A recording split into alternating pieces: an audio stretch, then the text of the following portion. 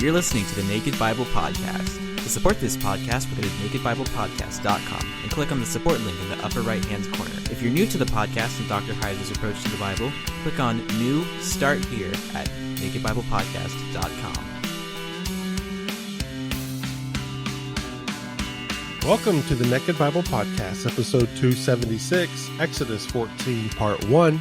I'm the layman, Trey Strickland, and he's the scholar, Dr. Michael Heiser. Hey, Mike, what's up? Well, I'm sitting here, as we record this, my last day at Faith Life, so my office is basically empty. Did they throw you a even party? Even the portraits of Maury have been packed away. Yeah. Are you sad? Are you happy? Are you excited? Oh, I'm excited about what's adventure? Next. Yeah. Did No, they throw I'm you good. a party? Give you a cupcake? Did they give you a card? Did No. they do anything? No. No, they know better than that. Peace. Well, you've been recording some They know stuff. better than that. Can you talk about any of the final projects you've done with them as far as recording wise or anything? Can you? Oh yeah. Yeah. Yesterday I sent out, I think my wife did too on Instagram, and I guess Faith Life did too, but we recorded, the last thing I did was record what are going to be small group videos. They're 4 or 5 minutes a shot, sort of introducing each chapter of the book that will come out in October, called The World Turned Upside Down, Finding the Gospel in Stranger Things, the TV show Stranger Things. So I'm a real fan of the show, and it's really easy to look at that show and see how it taps into big archetypal themes and the human condition and whatnot, and map that over to the story, the meta-narrative of Scripture, meta-narrative of the gospel, salvation history. So that's what that book aims to do. It's aimed at, it's going to be youth groups a lot, but then you have people like me who are older, who grew up in the 80s, or graduated at least in the 80s, that are fans of the show. So it'll be a good small group kind of thing. But I think the book comes out October 19th or something like that. And they didn't even tell me that it was even up on Amazon. Lexham didn't tell me. So Yeah, it's a shame. yeah, that's what's next. And that's why the Demons book is getting pushed back. Boo. Because they want. Boo. I know. It's frustrating. Oh, why would they do it? Well, you sound just like I have in like 3 or 4 meetings at Lexham, but they have this thing about putting a certain number of months between my books, and I'm like, look, that if people are interested in this, that are in my audience, they're gonna want to read it anyway. So what does it matter? Yeah. But Well, I can't win that year argument. and a half. Boo! Oh, I'm so flustered at that. I know it's Oh, just my gosh. been done for so long. What can I say? Yeah, it's a shame. That's why, because they moved this big secret project that's no longer a secret in. So the next book that'll appear is the Stranger Things book, and then Demons will follow that after the turn of the year. And the new season of Stranger Things. So on that is in high July. note, Yeah, it's coming out, the new season of Stranger Things, July, right? First week of July? yeah, they want me to binge watch it on July 4th, that weekend, and then add a chapter to the book. The book is entirely done. It's all edited. We did these videos, but they want me to add something about the 3rd season. So I'll do that. I mean, that's rough, binge watch, Stranger Things. That'll be real tough. Right, you're right. I feel sorry for you. I'll be watching. I'll it go right there through with 2 you. or 3 times, but I'll have to go through it a bunch and take some serious notes, and then crank out a chapter that week. But yeah, it's rough. We'll be looking forward to that book too, but even more so the Demons book.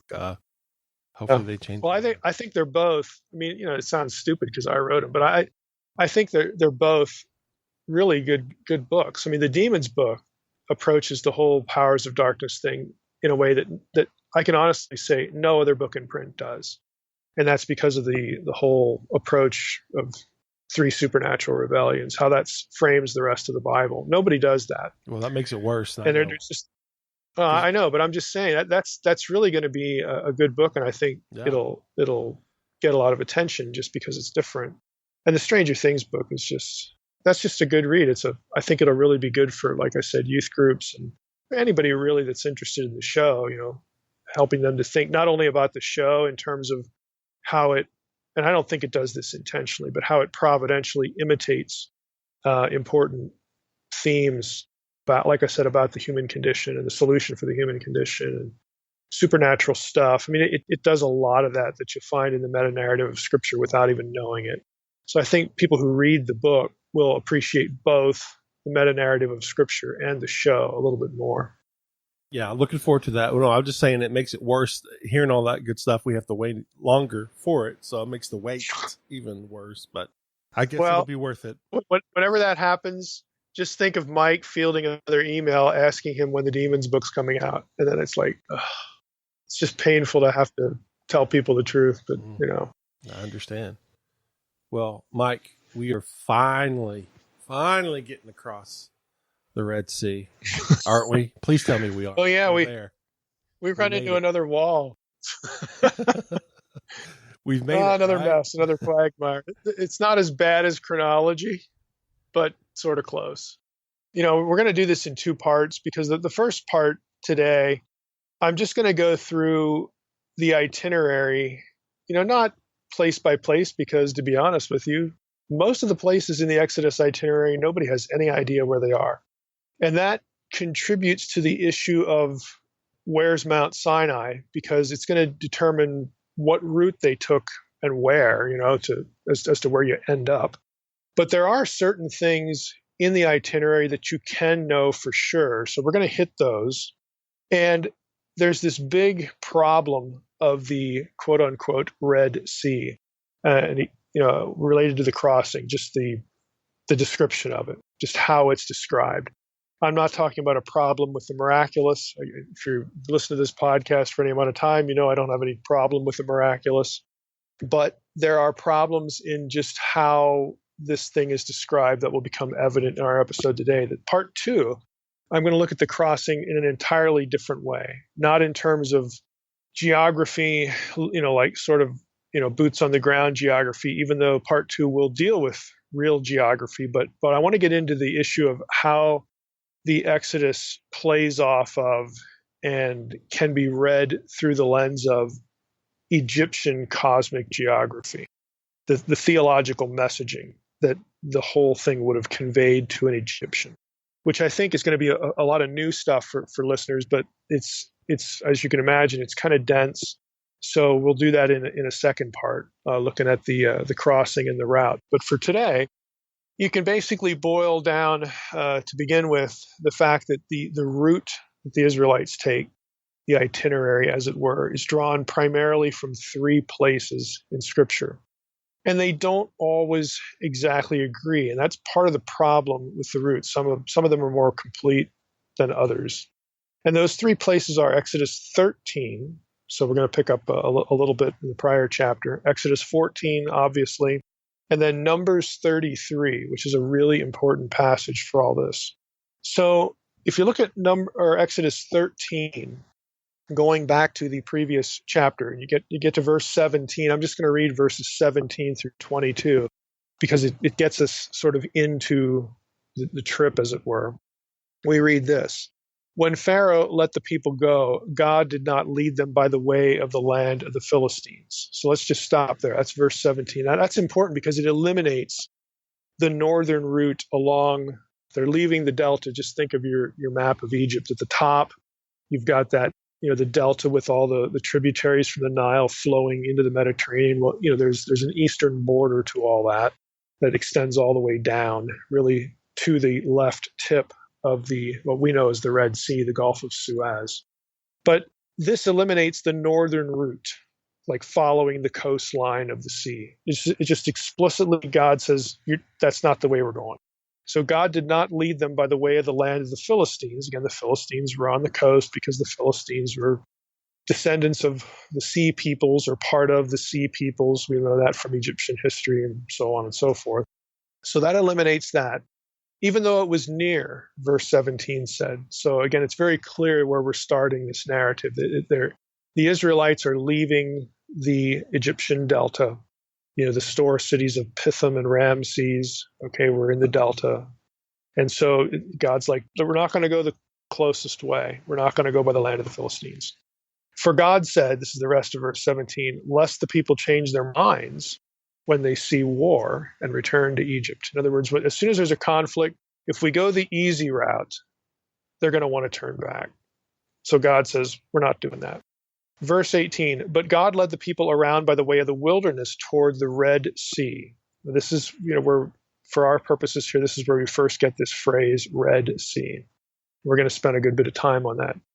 And the people of Israel went up from out of the land of Egypt equipped for battle.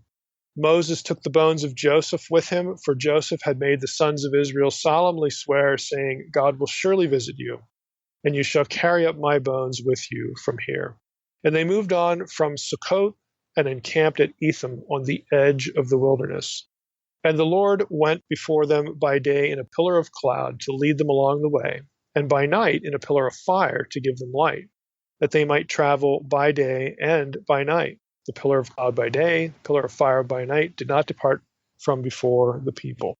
So again, we get this little note that they encounter, or they're going toward the, quote, Red Sea. Red Sea, again, in Hebrew, the full phrase, as it's translated in English Bibles, is Yam Suph, which literally means sea of reeds. Now, in part 2, when we deal with Egyptian cosmology, there are some scholars who wonder if suph, remember the Hebrew Bible didn't originally have vowels, and certain consonants did double duty as vowels. And the vav consonant could be a u vowel, like in suph, or it could be an o vowel, as in soph. Some scholars wonder if Yam Soph is in view here, because that's like the sea that ends, or the sea that is at the edge. And if you're talking about Egyptian cosmology, it's basically the sea at the end of the world. There's a body of water there that marks the border of Egypt, and in the Egyptian mindset, that's like, you're leaving, to borrow a biblical phrase, you're leaving the promised land, the land of the gods, the black land. You're leaving Egypt and you're going off into chaos. So that's going to be part of our discussion in part 2 about a cosmological reading of this. But for now, we're going to stick with Yam Suph, Sea of Reeds. Again, that's important here because it's going to get us into a classic problem for the Exodus that we'll get to in a moment.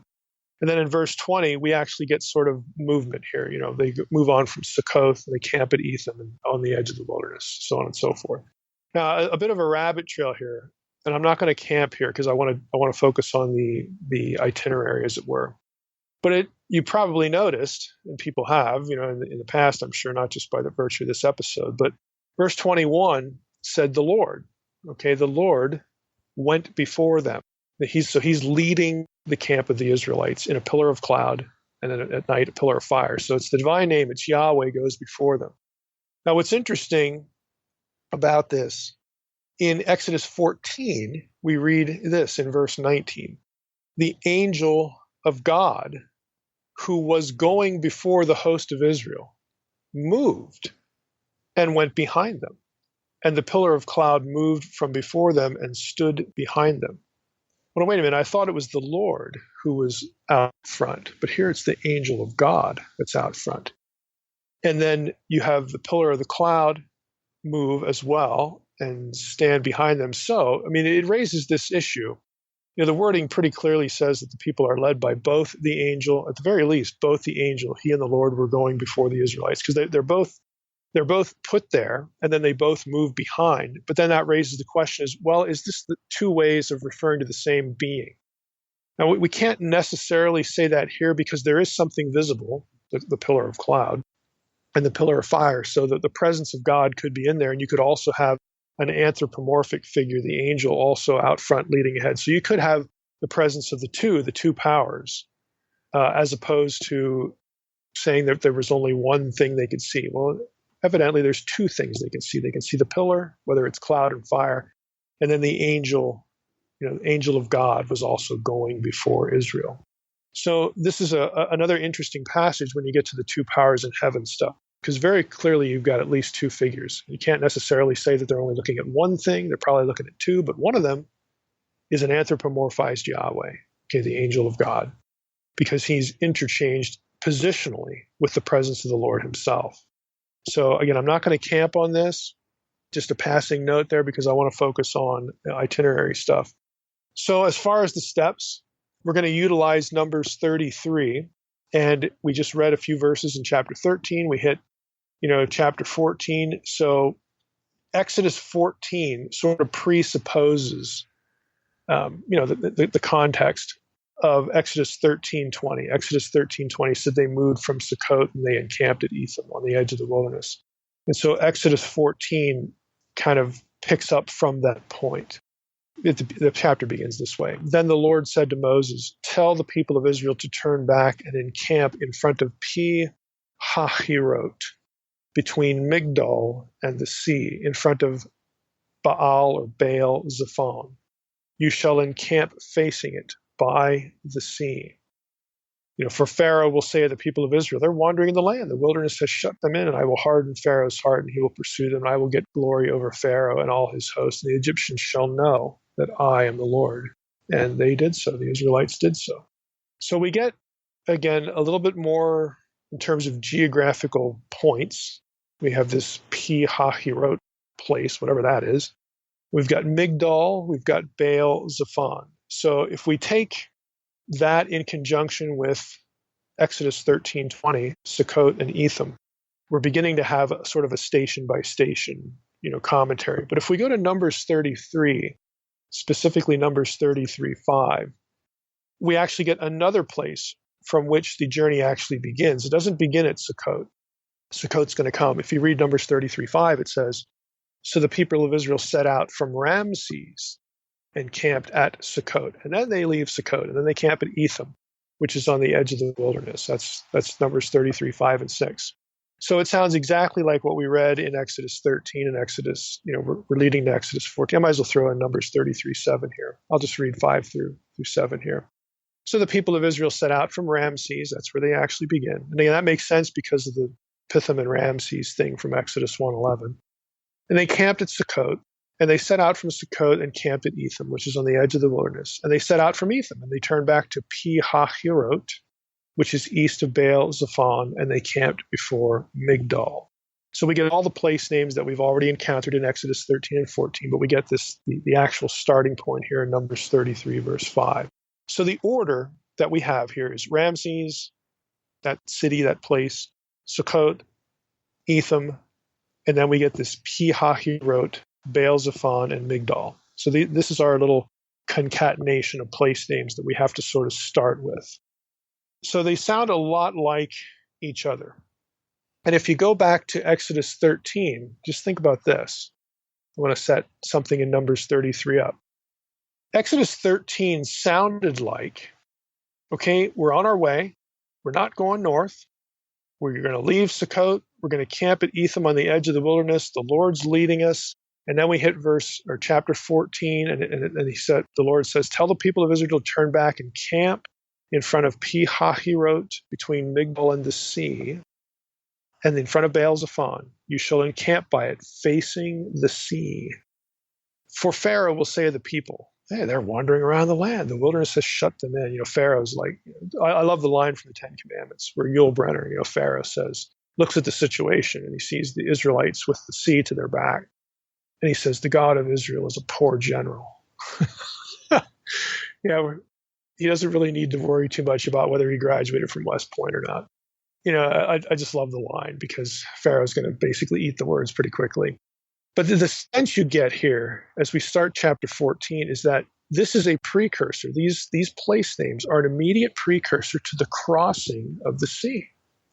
Okay, that's just a face value, sort of reading of it. I mean, it just sounds that way, and I think that's pretty transparent. Tell the people of Israel, turn back, camp by Pi Hahirot, between Migdol and the sea, in front of Baal Zephon. You shall camp facing it by the sea. Now, if you keep reading in Exodus 14, let's just read verses 5 through 18, that observation that these places, this concatenation of place names, is leading up to the moment of the crossing, because that's basically what happens here. So Exodus 14, verse 5, and again, just bear with me. There's a point to doing it, rehearsing all this. Verse 5 says, when the king of Egypt was told that the people had fled, the mind of Pharaoh and his servants was changed toward the people. And they said, what is this we have done, that we have let Israel go from serving us? So he made ready his chariot, took his army with him, and took 600 chosen chariots and all other chariots of Egypt with officers over all of them. And the Lord hardened the heart of Pharaoh, king of Egypt, and he pursued the people of Israel while the people of Israel were going out defiantly. The Egyptians pursued them, all Pharaoh's horses and chariots and his horsemen and his army, and he overtook them, where? Encamped by the sea. Now you'll notice in chapter 14, we have now 3 references to the sea. None of them say Red Sea. The phrase Red Sea never occurs in chapter 14.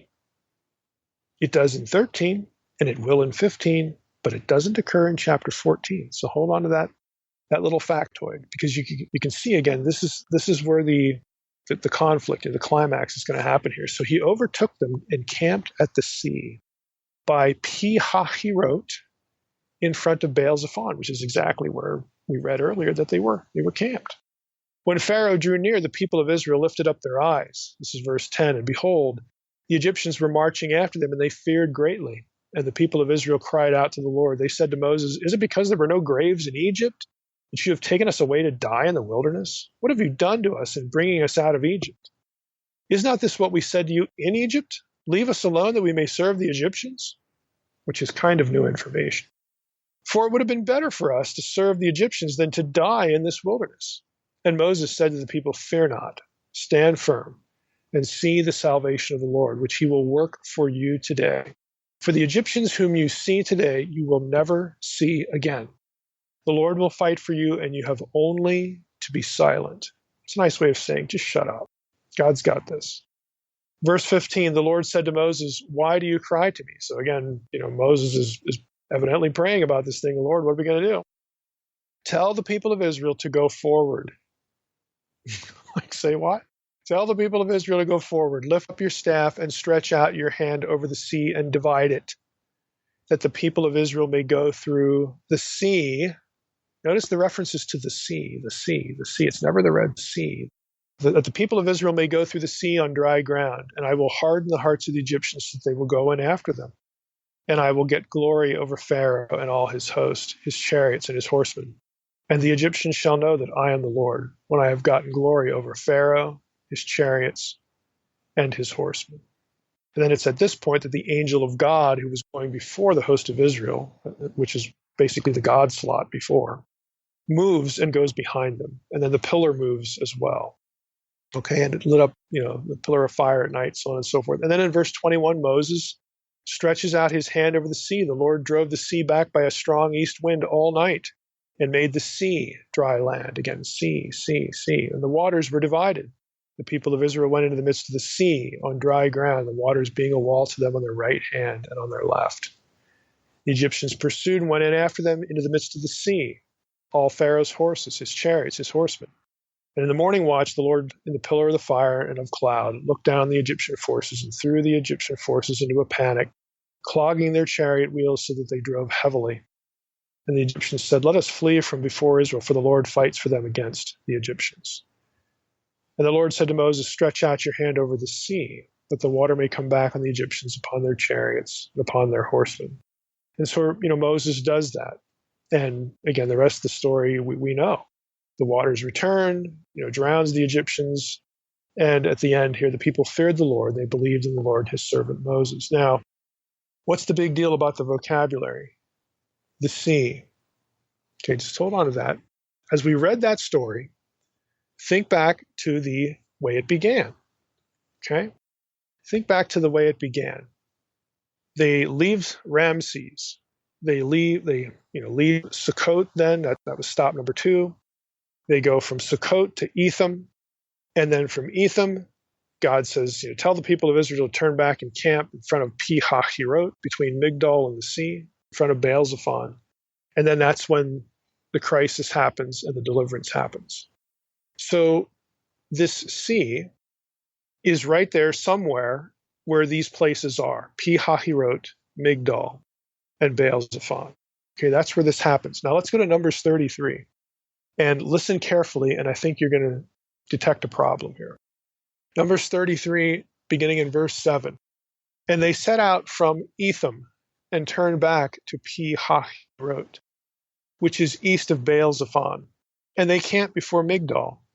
And they set out from before Hahirot and passed through the midst of the sea into the wilderness And they went a 3 days' journey in the wilderness of Etham and camped at Marah.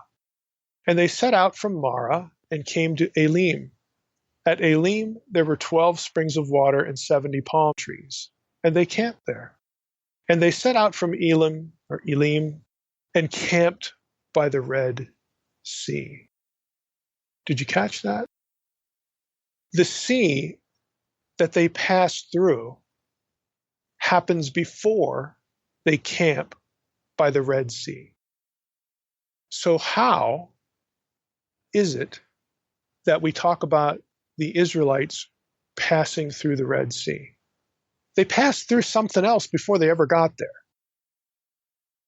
You know, this is again something that scholars and many other people have noticed. It's like, how in the world? And it really gets weird when you look at the vocabulary across chapters 13, 14, and 15. In chapter 13, verse 18, there is the phrase Red Sea. It's a generic reference. I'll read it to you again. But God led the people around by the way of the wilderness toward the Red Sea, toward the Yam Suph. And the people of Israel went up out of the land of Egypt equipped for battle. This is kind of generic. It just says God led the people toward the Red Sea. And so it doesn't really capture the whole itinerary in one verse. It's sort of a catch-all reference, like kind of designating where they're going to wind up. But, you know, it might be useful in light of how we're going to try to unravel this. In chapter 14, the term Yam Suph, Red Sea, is never used.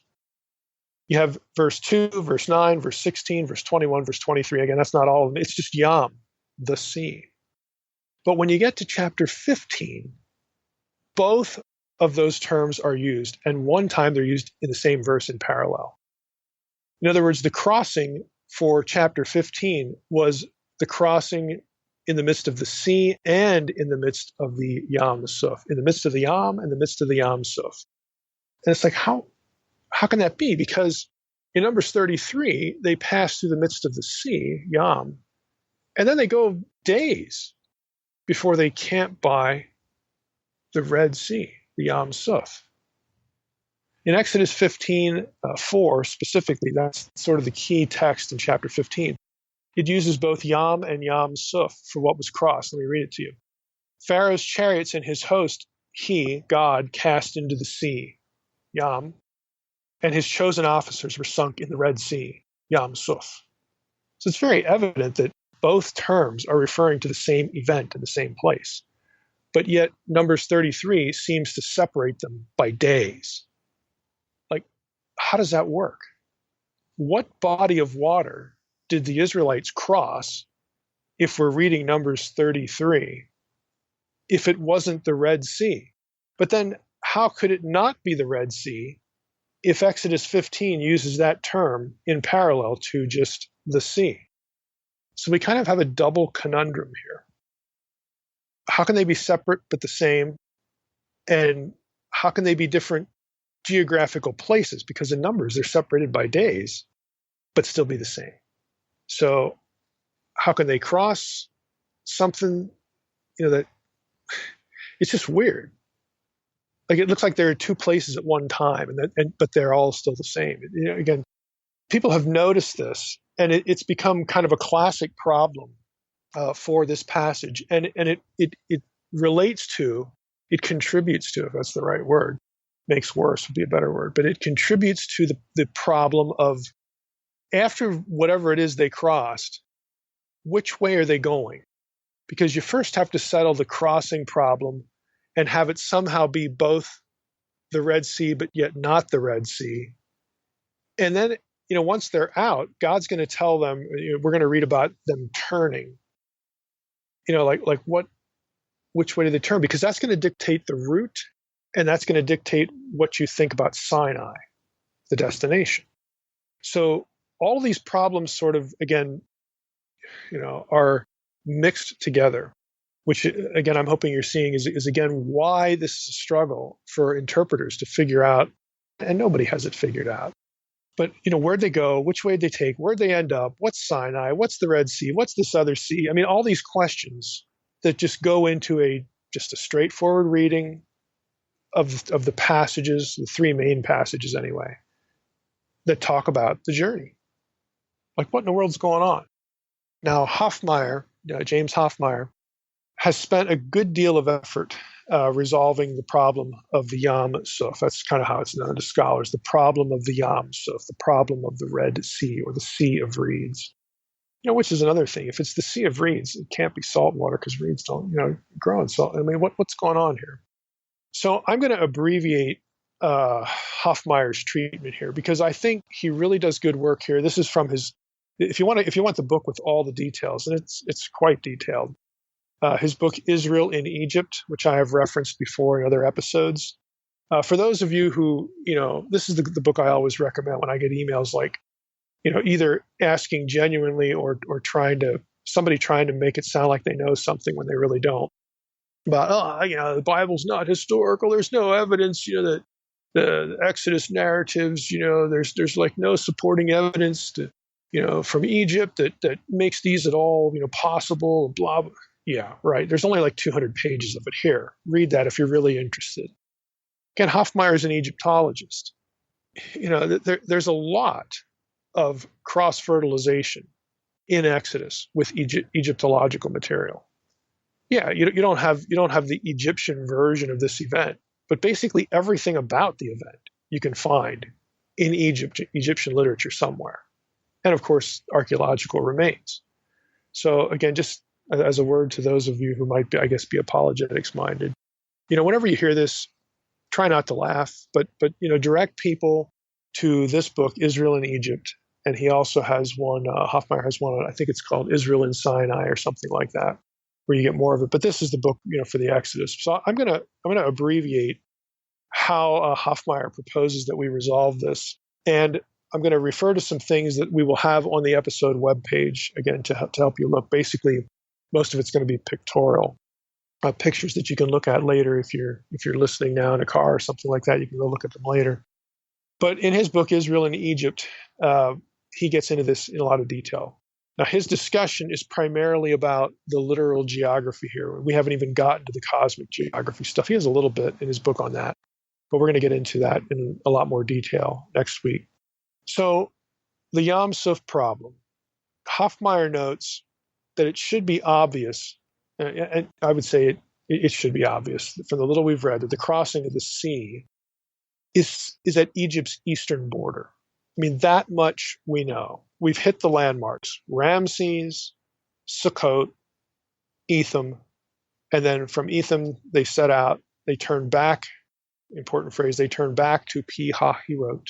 We'll find out what that is in a moment, which is east of Baal Zephon, and they camp before Migdal. So that those names do tell us some important things. All of these places are known to be on or immediately adjacent to Egypt's eastern border, the eastern border of Egypt. Now that much is proof positive that the crossing of whatever body of water this is was nowhere near Eilat, the Gulf of Aqaba, and Midian. It is nowhere near that. It's on Egypt's eastern border. The crossing basically occurs when they're getting out of Egypt. Basically right at the beginning of the whole trip. Now, to be fair, those who argue that Sinai, Mount Sinai, is east of the Gulf of Aqaba in Midian somewhere, they don't necessarily tie that view of Sinai to a specific place of the crossing of the Red Sea, but some do. But just so that you understand, if someone, holds to a Mount Sinai in Midian, it doesn't necessarily mean that they're going to have the Red Sea crossing at the right prong of the Red Sea, the Gulf of Aqaba. The left prong is the Gulf of Suez, okay? Where the crossing actually happened, and again, the geography itself tells us we can know this with absolute certainty. The crossing occurred on Egypt's eastern border. That's where these places are, and they are all known, okay? Anyone on the internet or anywhere else that tells you that the Israelites crossed anywhere in the right prong of the Red Sea, the Gulf of Aqaba, that like the crossing at Nuweiba or some other such crossing to get the Israelites into Midian from Mount Sinai, you can safely ignore any crossing view of the right prong. It completely ignores everything that is known about these place names. Again, that doesn't mean that you've argued against Mount Sinai in Midian. There are other problems with that, as we've talked about. But there are some who tie these two things together. I mentioned the Nueva crossing. That was associated with, I believe, Ron Wyatt. And it's on the internet. I mean, if you Google this, you're going to run into this view. This view textually is not possible because of the geographical names. So any view of the crossing on the right prong of the Red Sea is just not correct. I mean, I don't waste your time even thinking about it. And you're going to get some goofy archaeology that tries to prove this and that. Look, all you need to do is go read the itinerary and look up these place names in academic sources, and you're going to find out they're all known and they're all on Egypt's eastern border. So we're done with that. Let's go back to the actual Yam Suf problem. Hoffmeyer takes Exodus 15:4, where both Yam and Yam Suf are used in parallelism, to describe the body of water that was crossed. Now, his hypothesis, listen to this carefully. His hypothesis is that what is being described as a body of water, with the word Yam, sea in English translations, that body, whatever that was, in ancient times was connected to what we know as the Red Sea, and what the biblical writers would call Yam Suf. If you can picture in your mind, and again, I have maps on the episode page, that you can look at. If you can picture in mind the two forks of the Red Sea, the left fork's the Gulf of Suez, it points, as it were, upward toward the eastern border of Egypt's delta region. In ancient times, there were a string of lakes extending from that tip of the Gulf of Suez northward to form, again, part of like a borderline of Egypt. And they were connected.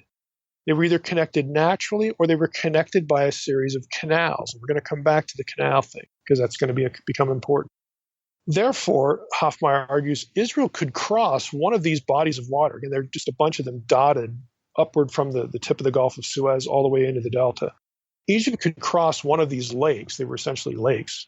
And the word Yam can refer to any body of water, even a river in the Old Testament. When Israel crossed one of those lakes, they technically, to the mind of an ancient person, would also be crossing the Red Sea, because all of those things are connected to the Red Sea. They're not the Red Sea proper, but they are nevertheless tethered to it by a series of waterways. So in this view, sea and Red Sea are one and the same, but they're also different.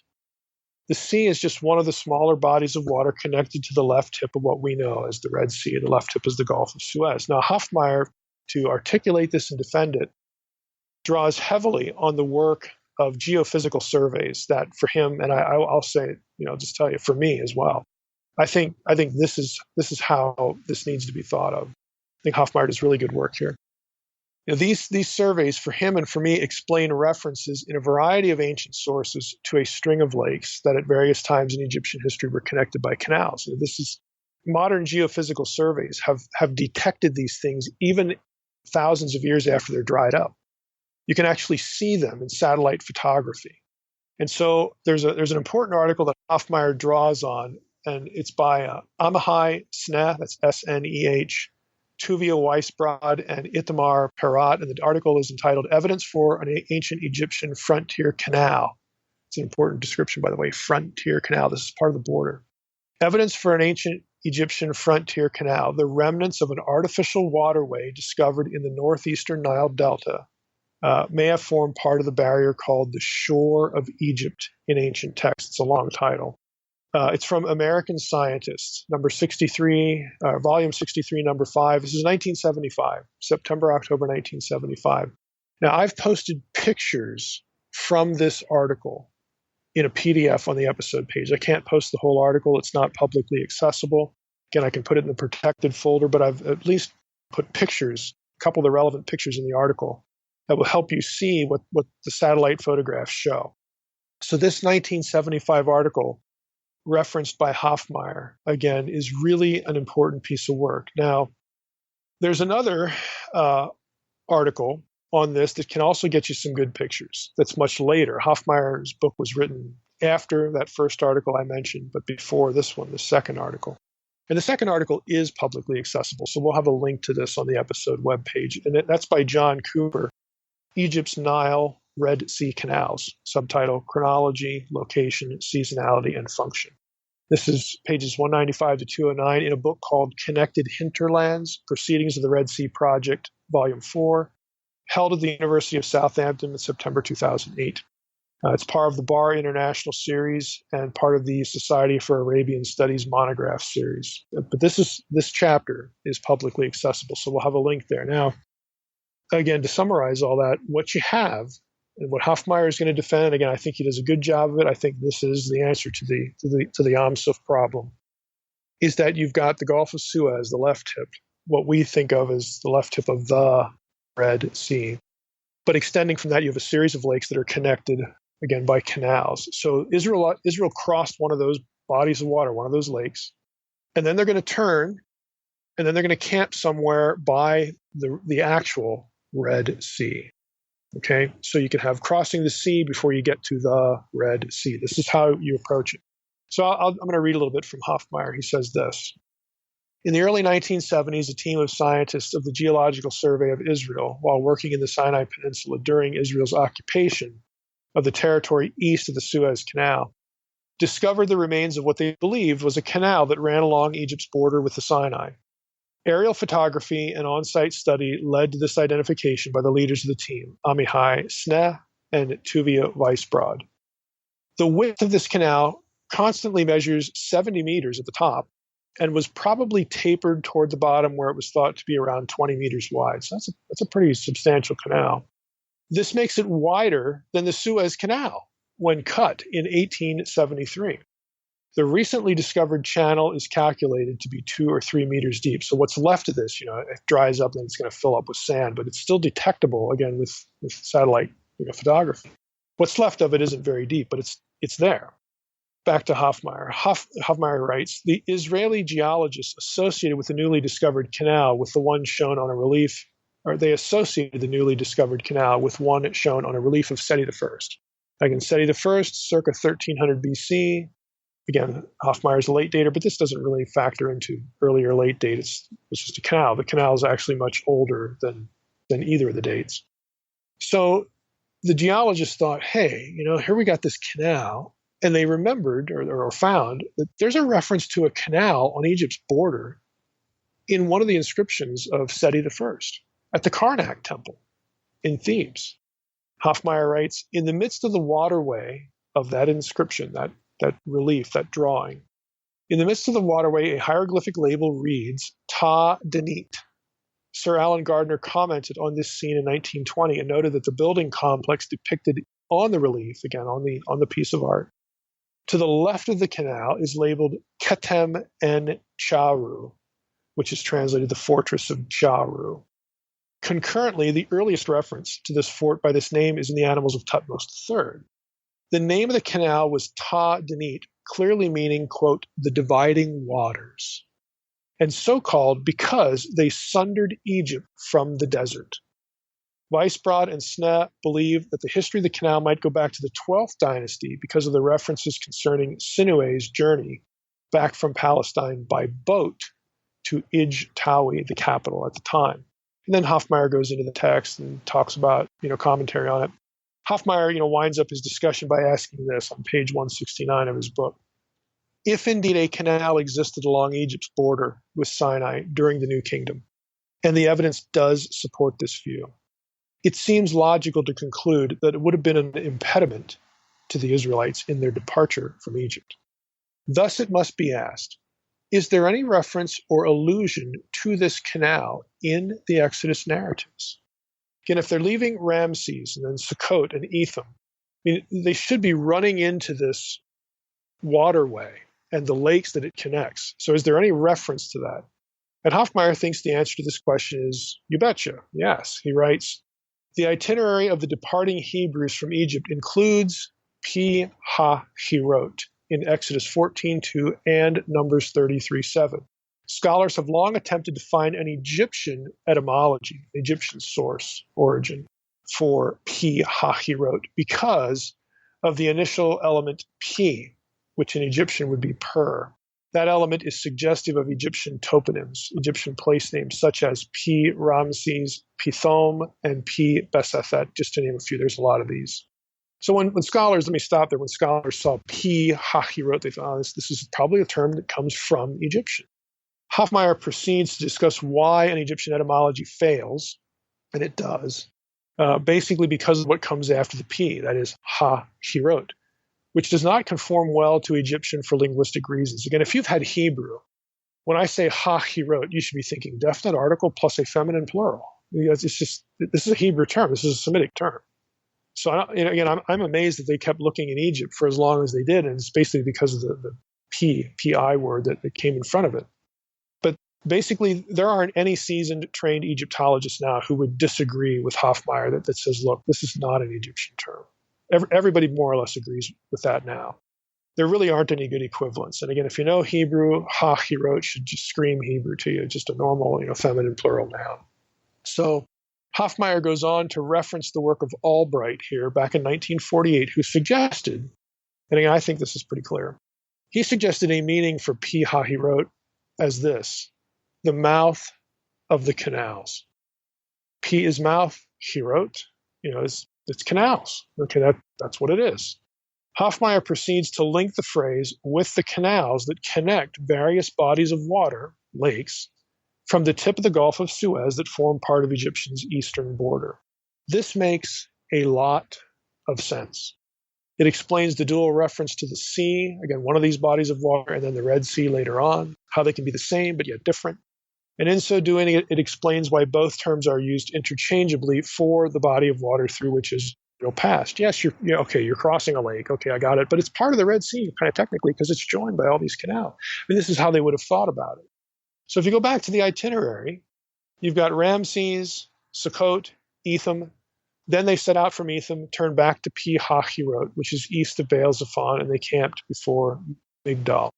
Now the text here speaks of a turning back after leaving Etham to Pi Hahirot, the mouth of the canal. So they set out, they're going, and then for some reason God directs them to turn in a certain direction so that they're at this water border, okay? And we know what the purpose is. God knows that Pharaoh's going to look at this and snicker, and like Yul Brynner say, the God of Israel is a poor general. Because God is going to get glory over Pharaoh. I don't need to be a good general, okay? I'm God. So this is a setup. The whole thing is a setup. And then they pass through, again, one of these bodies of water, they pass through the sea, and then they're going to turn, and they're going to go for a few days, and they're going to hit this place and that place, and eventually they're going to camp by the Red Sea. So what we know for sure is that the crossing is at one of these lakes, and there are a number of candidates. Hoffmeyer, in his book, he goes through all the candidates, Lake Timsah, Lake Bela, there's 3 or 4 of these, and he's like anybody else, he has his favorite and whatnot, but that isn't important. What they cross, even the canal. If you look back at the canal, the measurements of the canal, lots of people would have drowned just in the canal. This is a meaningful, a serious crossing. It has to be divided. You don't just walk across it like you're going across a sandbar or something. This is a serious obstacle. It's a lethal obstacle because the waters are going to part. The Egyptians are going to go down in there, and then they're going to get drowned when God closes the thing up. But it's not the Red Sea proper. It's one of these extension bodies of water. So we have the crossing, and then we run into some questions. Okay, Numbers 33:8. They set out from before Hahirot and passed through the midst of the sea into the wilderness. You have to ask, well, what direction are they going? What direction are they going? They get through the barrier, pass through the midst of the sea into the wilderness. So now they're out in the desert. They went a 3 days journey into the wilderness of Etham and camped at Marah. They set out from Marah and came to Elim. At Elim, there were 12 springs of water and 70 palm trees, and they camped there. And they set out from Elim and camped by the Red Sea. Now, here's the question. Think about your map again. You got the 2 prongs of the Red Sea as we know it, as we refer to it now. They're crossing some body of water that extends from the left one, the Gulf of Suez. They get through, the Egyptians are drowned, now they're out in the wilderness. do they turn south or do they go more or less straight across the wilderness? And the answer is nobody knows. If you believe in the traditional site of Mount Sinai, which is way, way south, Jebel Musa, you're going to say, oh, they must have turned south. If you don't believe that that's where Mount Sinai is, you're going to say, oh, they must have just gone straight across, because after all, there are caravan trails there. They could follow a caravan trail. And there are caravan trails there. There have been since, thousands of years, See, that's the question. Once you get past the crossing, where are they going? Because from this point on, while the early place names are known with certainty, none of what follows is known with certainty. And frankly, there's only really even a guess at one or two of them. And it's nothing more than a guess. So here we are again. How do we take this information and know where they end up? Now, Levine's, just to illustrate this for you, Levine's commentary on Numbers 33, this is Baruch Levine in his Anchor Bible series. I just want you to, it's not just Mike saying nobody knows where in the world these things are. This is Levine's commentary. He says, from Etham, and Pithom, at the beginning, the Israelites turn back to Pi-Hahirot. Again, this is the setup. God's putting them in an impossible situation so that he can show Pharaoh who's God. Okay, they turn back to Pi-Hahirot, which is facing Baal-Zephon, encamping before Migdol. None of these, three toponyms has been positively identified, but the name Migdol means watchtower fortress, and that's West Semitic rather than Egyptian. In context, it's certainly located in the Egyptian Delta region. The name Migdol appears once in the El Amarna letters, but again, we don't know exactly where this particular tower was. As for Pi-Hahirot, and this is the key, it is likewise specifically unidentified, like we don't know exactly where in the network of canals they crossed, but it's somewhere in the Eastern Delta region, and it appears to represent a Hebraized rendering of an original Akkadian designation. I didn't mention the Akkadian equivalent, but he's correct. Pi-Hiritu, the mouth of the canals. So he's saying, look, we don't know exactly where, but all these places are in the Egyptian Delta, the eastern border of the Egyptian Delta. Baal-Zephon, also unidentified, again, as with precision, was a well-known Syro-Canaanite deity, or Baal, whose cult was imported into Egypt. At least 3 Baal-Zephon sanctuaries have been found in northern Egypt, in Memphis, Tahpanhes, and Mount Cassius as Ras Kasrun. According to Betok, who's the guy who excavated Avaris, the Pithom and Ramses, location, the site associated with that. According to Betok, a temple at Tel El Daba, just south of Kontir, was dedicated to Baal. Again, this is all in the Eastern Delta. All of it. He takes note of a place called Migdol. This is Betok again. There's a place called Migdol up there, located near Wadi Tumilat, which is mentioned in Cairo Papyrus 31-169, blah, blah, blah, blah, blah. And Levine says this all indicates a location in the Eastern Delta area. Again, that's what we know for sure. There is no crossing anywhere except in the Eastern Delta border. That's why I'm saying if you go out on the internet and I want to learn about the crossing of the Red Sea, if you read anything else but somewhere on Egypt's Eastern Delta border region, it's wrong. It just is. He goes further into Numbers 33 and says, Marah, Levine starts talking about Marah. He postulates a place where the water is, quote, brackish, because Marah means bitter, and says some have suggested Marah is Ayin Havara, 47 miles south of Suez. Well, you know why they're picking that location? Because it's south. And the traditional view of Sinai is that it's south of where they crossed. That's the only reason. And then all of the other sites, Dofka, Alush, Rephidim, and Sinai that show up in Numbers 33, Levine says, we don't know where they are. So what you have is after the crossing, you have a situation where the place names in any view, not just a view you like or don't like, but in any view, they are all speculation. And again, I'm hoping you see how it matters. Once they break through, once God brings them through, you got 2 choices. And again, I have a map on the episode website for this.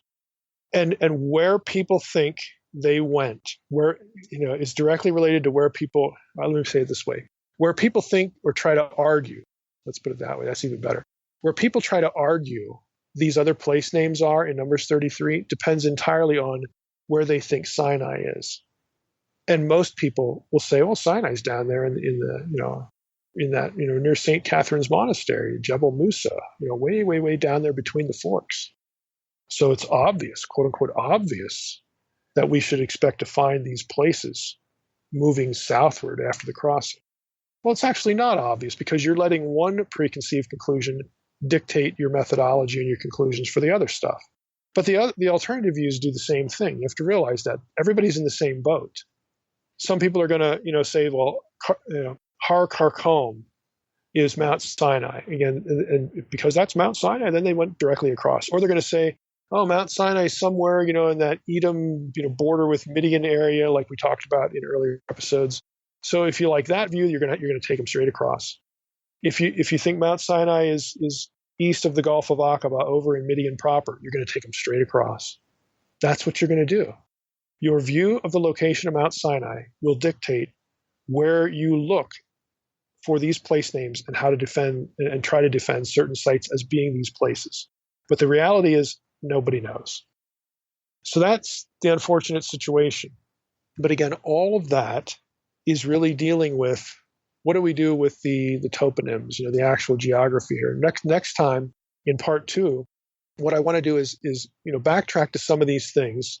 The phrase Yam Suf, see at the end, the whole concept of Egypt. When you leave Egypt, you go into the wilderness and it's chaos, and all this kind of stuff. I mean, the Egyptians thought this way too. They thought their land was the best land. We're the top people of civilization. The gods love us. Blah blah blah blah blah. Everywhere else is bad and inferior, and it's not Egyptian. Okay, so if you're looking at it that way, as an Egyptian, there are going to be certain things about the narrative and about some of these locations that are going to speak theology to you. They are going to be religious, theological, polemic statements because, again, of the worldview that's involved. So next time we're going to devote a second episode to the crossing and again, some of this location, but try to take a different angle for it, Egyptian cosmology, and I think you'll find it interesting. I'm not saying that you have to pick between a cosmological interpretation of the itinerary and the crossing or a historical one. You don't. It's a both and, not an either or. It's just different ways of looking at the same data points. All right, Mike, we'll be looking forward to part 2, and I guess your free time too. Let us know what you do with yourself after your job. I'd love to know. Yep. What's your first lazy day or thing you do for yourself? Like, are you going to take just? Oh, I can't really even fathom that because I don't. To me, it's like I'm unleashed now. Yeah. Well, take a nap. So I'm not gonna spend the time eating Kit Kats on the sofa or something like. As much as I would enjoy that. But no, we'll come up with something to do. Trust me. Okay, this is going to sound sad. It might make somebody cry or laugh.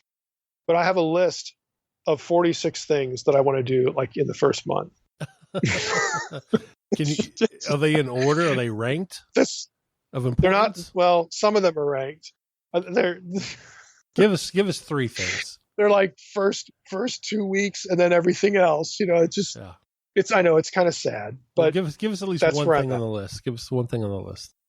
One thing on the list is to tag. See, I have all the well, I don't have all of them because this is part of the task. I'm probably 20 hours away from having all of my physical books and all of the books I have on PDF and all of the books I have in Logos in a database. So I know everything I actually have, so I don't accidentally buy something I already have. And then once that's in there, I want to tag them, just like I did for the Divine Council bibliography, so that I know, hey, is there a book on this or this passage? I can just put the tag in there. There it is. Nice. So I can search, the titles and the tags in my library. That's a really geeky kind of thing to do. But once you have it done, it's a huge time saver. Yeah, absolutely. All right, Mike. Well, that sounds good. Well, myself, I'm just going to take a nap. So have fun with that, but, I'm going to let Maury sit on my lap while I do that. All right. Sounds good. All right, Mike. Well, enjoy the summer and we will be looking forward to part 2 next week. And with that, I just want to thank everybody for listening to the Naked Bible Podcast. God bless. Thanks for listening to the Naked Bible Podcast. To support this podcast, visit www.nakedbibleblog.com. To learn more about Dr. Heiser's other websites and blogs, go to www.drmsh.com.